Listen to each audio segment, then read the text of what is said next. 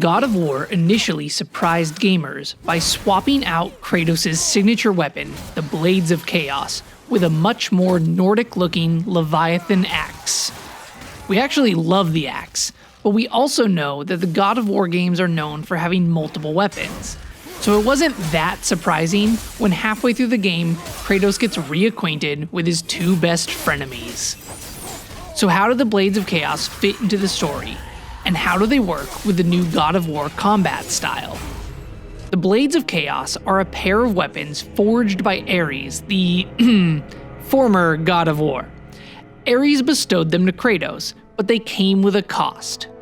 The chains on the weapons became permanently attached to Kratos' arms, burning scars into his flesh. He has since been able to remove the blades, but the scars remain, hence the bandages Kratos is wearing throughout most of the new game. The Blades of Chaos represent Kratos' violent past, one he's kept secret from his son. Thus, the blades, and evidence of them like his scars, are kept hidden from Atreus. At one point in the game, Atreus becomes very ill, and there's only one cure, and it involves murdering someone because reasons. So, like every God of War game, Kratos must travel to the underworld. In this case, it's the Norse Hell. That's hell with one L. Hell is so cold that even Odin would freeze there, and it makes the ice powers of the Leviathan axe completely ineffective. Knowing he'll need something with a divine level of firepower, Kratos makes the difficult choice to return home and grab the blades. It's one of the most emotional scenes in the game, the pivotal moment when Kratos accepts the fact that he cannot deny his past or his violent tendencies if he hopes to save his son.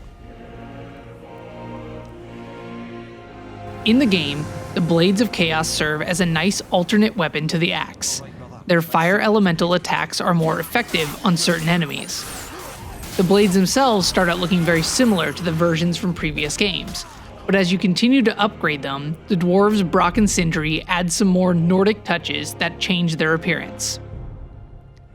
Thanks to the new combat system, the blades operate a bit differently, but they do still have a lot of the same quintessential moves that God of War fans know and love. They can be used to pull enemies in close for brutal follow-up attacks, or keep enemies at bay with their long reach. Some iconic special moves are unlockable as well. One of the first rune attacks you can find is the famous Cyclone of Chaos, a move that has been around since the beginning of the series.